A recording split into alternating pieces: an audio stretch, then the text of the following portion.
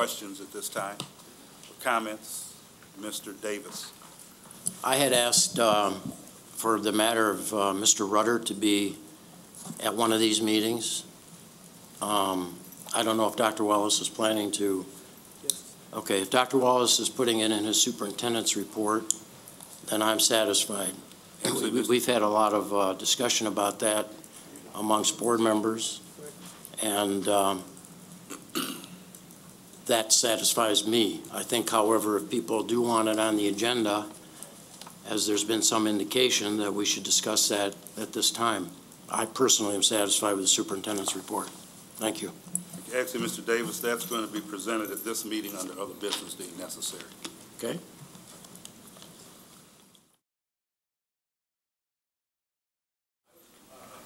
I would suggest that we have the superintendent's report on the matter and then have CTE at the second meeting, since I know the board is going to want, I think there's issues on the Rutter contract. I'd be happy to defer to the second meeting, but it's up to you, Mr. Chair.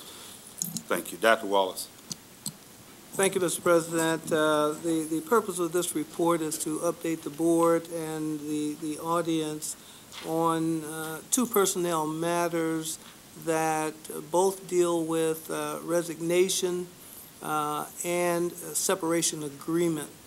There are instances where our legal counsel provides advice in terms of protecting the school district against any type of unknown claim in the future. And generally, if there's a feeling that circumstances exist like that, then we generally put together an agreement so that the separation is agreeable in every way, shape, or form, and will not resurface years down the road. So we did that in two instances. The first instance was with the football coach at Eastern, and there was a resignation and separation agreement in that instance. And the second, more highly publicized, was the associate superintendent for quality assurance, and that agreement was just finalized, I think, May 1st. So both of those agreements have been finalized, and we thought that it was important that we report out to the board and to the community. Thank you, Dr. Wallace. We have a report or an update for CTE, but before we do that, unless there's any objection, I'm going to move to public comment. We have two speakers, and I think we should probably let them speak now, and then we can go to that. Otherwise, they would have to wait until the end of the next meeting to speak, because these are non-agenda items. Any objection to following that procedure? Hearing Mr. Davis. I have some comments on that report, which I would like to make now instead of later. All right. If you prefer that we do it at the second meeting. You can make your comments. Okay. Mr. Davis. I just wanted to, we've had controversy over this, and I do believe the superintendent is correct to report to the board. I think a lot of our issues relate to the actual agreement. As to the board's role in the agreement, it's obvious that we did not pass on this agreement, and I'm not sure it was required.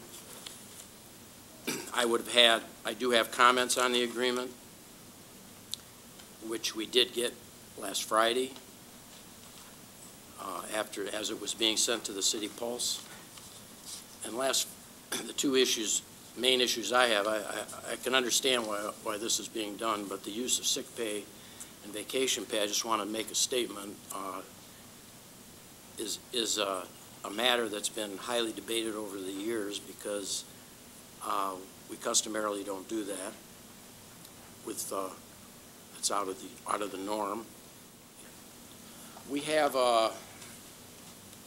a bylaw which says the Personnel Committee, it's bylaw 1070C, Personnel Committee is supposed to review job postings within the district with the Personnel Director and oversee the administrative processes of the recruitment, selection, and promotion procedures involving executive-level administrative posts, including the position of school principal.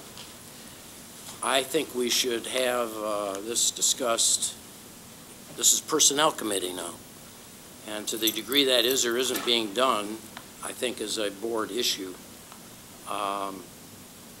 And I would like that on an agenda, and I would request that, obviously not for tonight.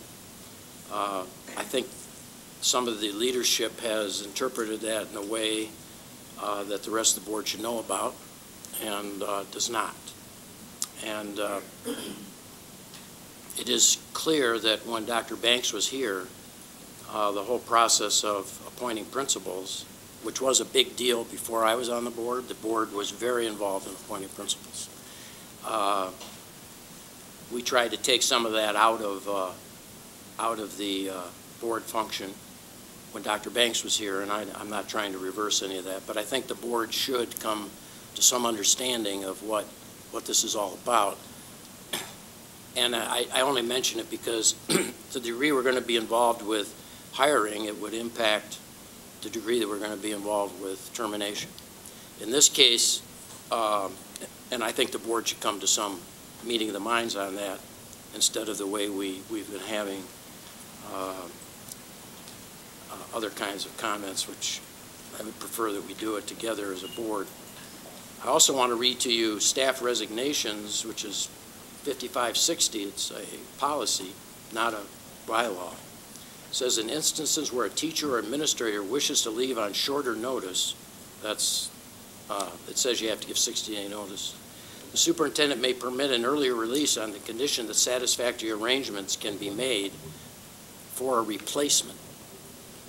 The superintendent's decision in such matters shall be final. So I think that's another factor. However, in this case, it was a mixture of continued services and a settlement.